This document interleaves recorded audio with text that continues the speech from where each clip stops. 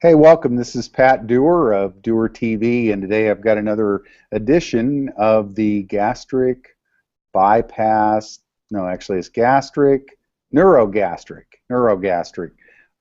band procedure with Ed Llewellyn, Dr. Ed Llewellyn. I guess I should include that.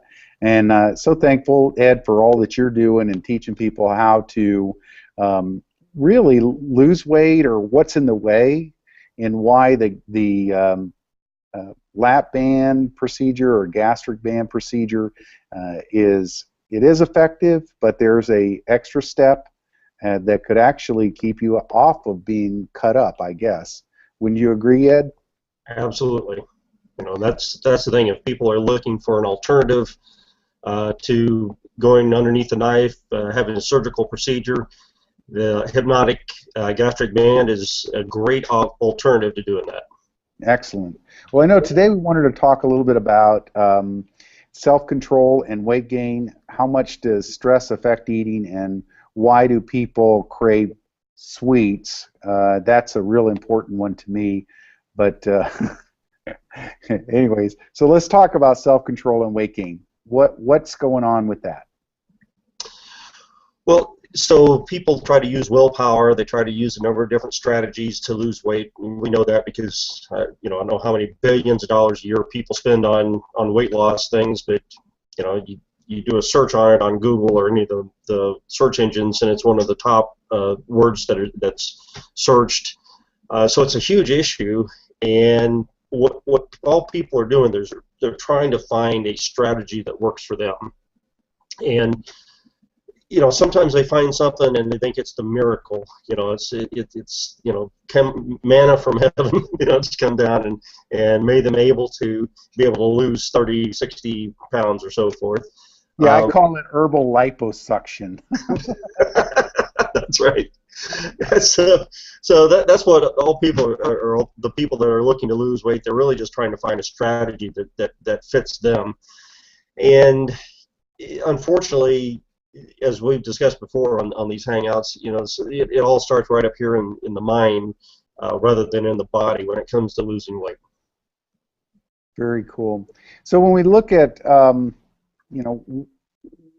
guess one of the things I've heard you talk about is how stress affects us in eating. But how much does it affect our eating and weight gain?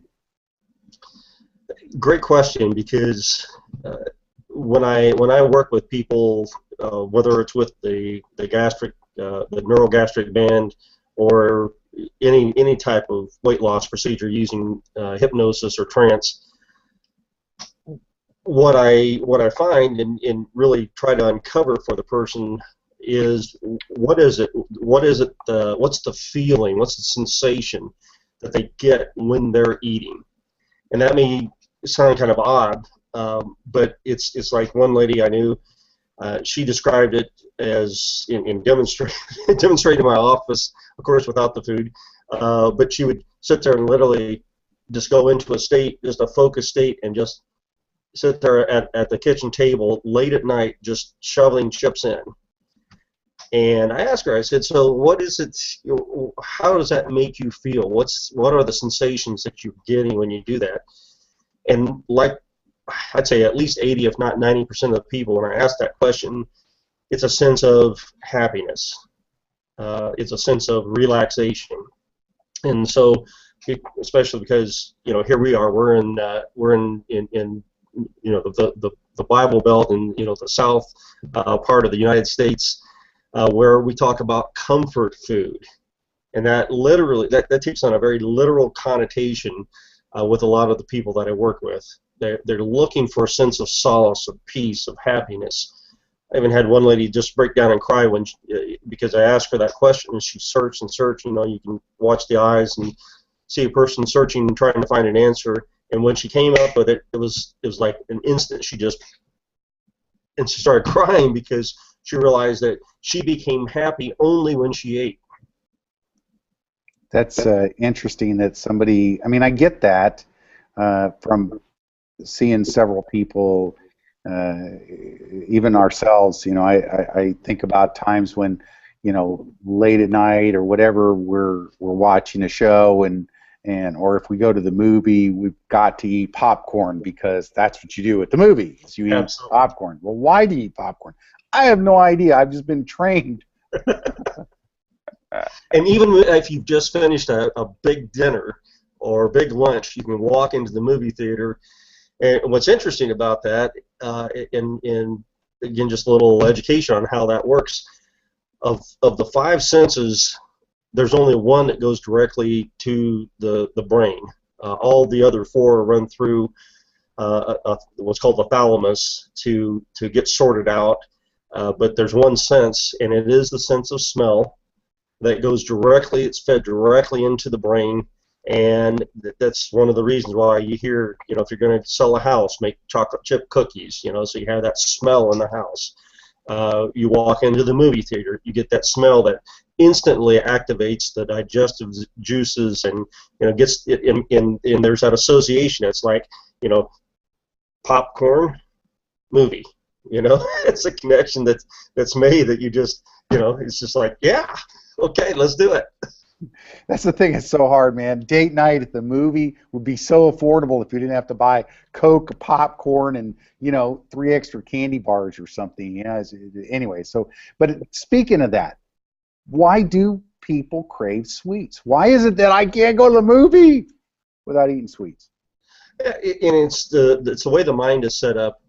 There's what's called ego depletion, and I think I've mentioned that before on these hangouts, and I know you've heard me say it before, but what it is the brain makes up 5% of our body mass and uses up 20% or more of our glucose within our body for energy.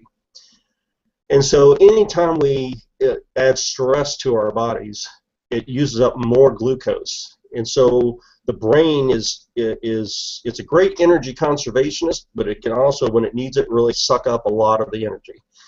So when it's feeling stressed, it's looking to have more glucose directed away from the rest of the body and into itself. Well, if the rest of the body is being depleted of it, guess what you want to eat? Right, sweets. So I got a question for you. We have talked about this before, but what's something that I could do, and any of the viewers could do, that would help to retrain the brain where it wouldn't demand so much sweets?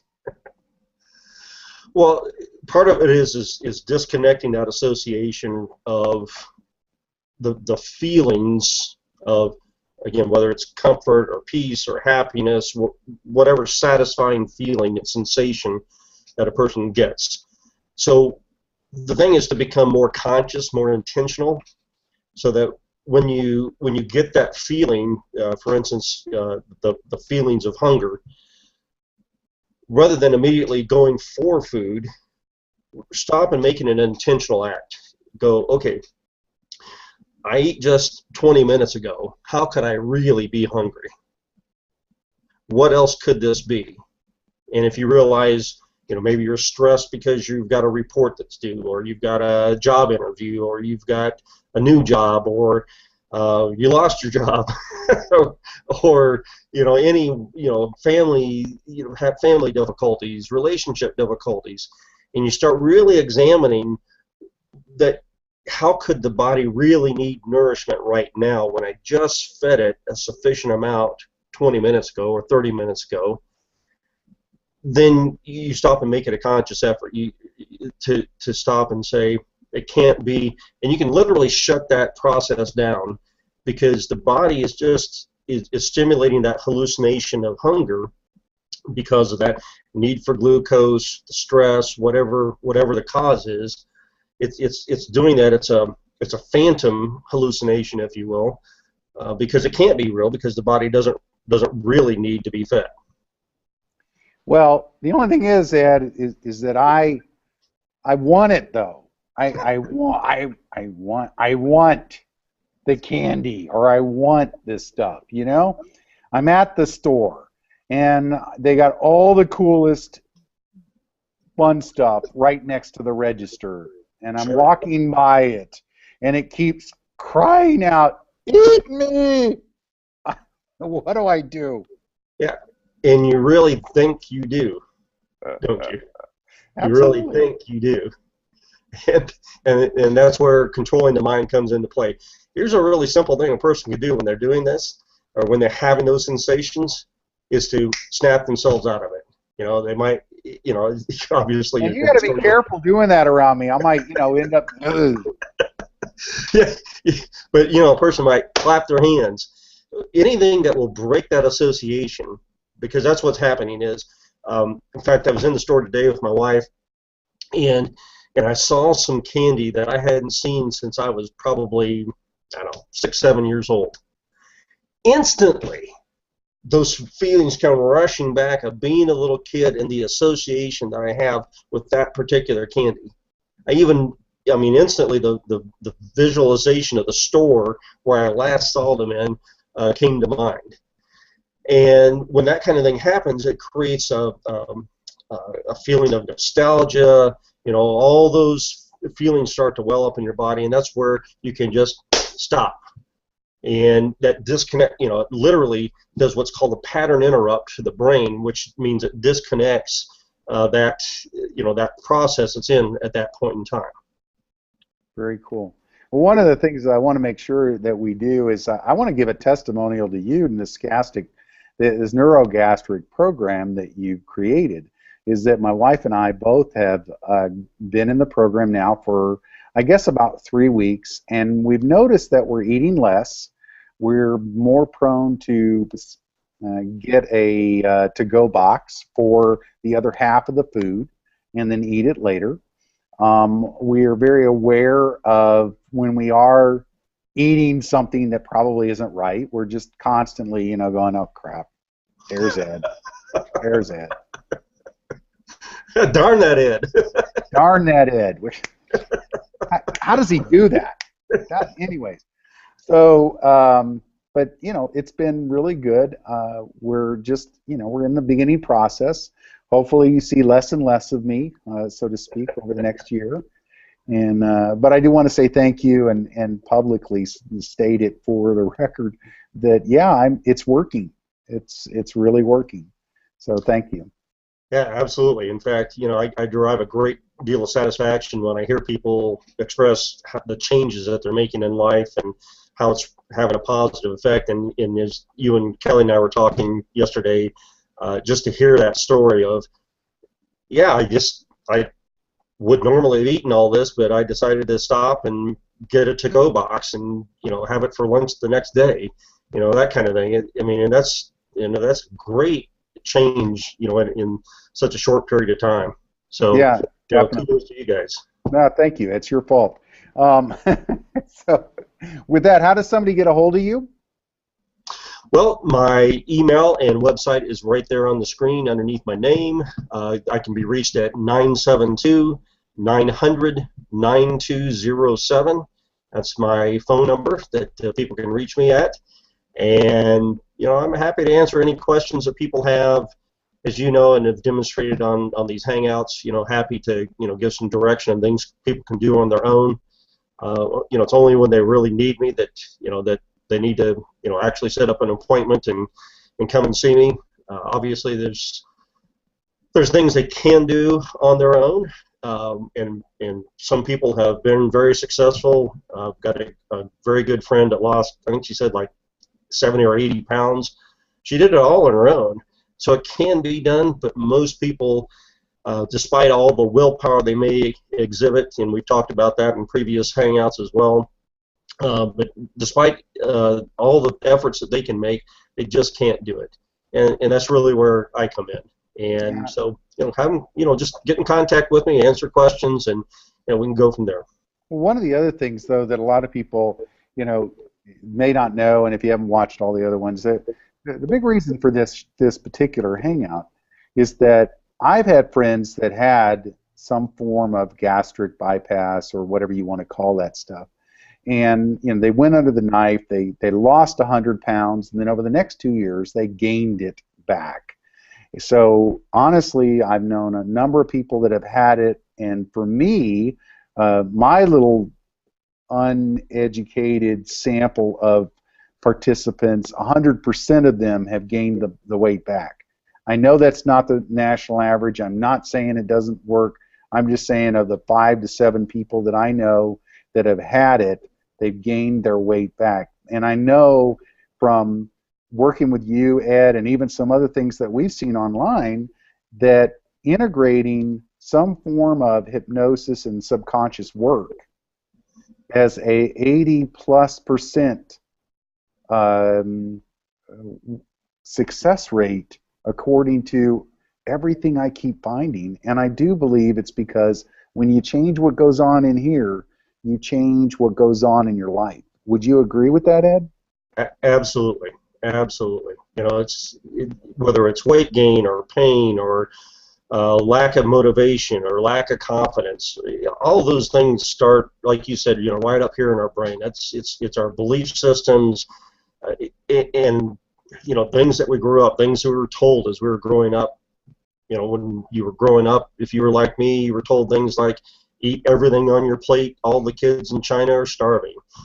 You know, so you not only get the negative belief pattern, but then you throw some guilt in on top of it, you know, to reinforce it, to give it some motivation. You know, and it goes with everything else. You know, when people, until someone's about 8 or 9 years old, they're in a conscious state of trance.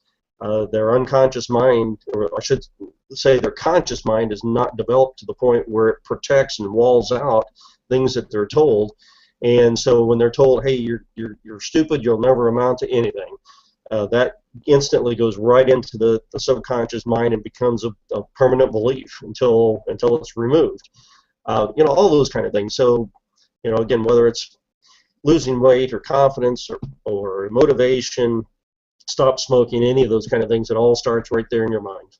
I totally agree. In fact, as my mentor used to say, if you don't like what's going on in your world, basically, let me think if I can say this right. If you want to change, you're sorry, having a brain burp there myself. Gosh, I'm having another one. Or if you want to change your world, you got to change yourself first. Well, basically, I mean, the thing was, is Zig used to say it all the time when he'd tell somebody, look, if you don't like where you are or what's going on in your world, change what goes into your mind. And that was the thing. Change your world, change what goes into your mind. And so that has to do with what goes in was the thing. He said, change what goes in, you'll change what comes out. Absolutely. So with that and that obliteration of Zig's quote, I know I'll remember it as soon as we get off the air. You're what you are and where you are because of what's gone in your mind. If you want to change what you are and where you are, change what goes in your mind. See, I knew I'd get it. Good, we got it. We went off the air, right? Yep. Well, and you know, I've said it before, that people can set an appointment with me today to change their mind tomorrow. I love it. Thanks again, Ed. Thanks again, folks. Sorry about the obliteration of Zig's quote, but it's true. You just want to change what goes on in your world, change what goes into your mind. We'll talk to you next time. Thanks, Ed. Bye-bye.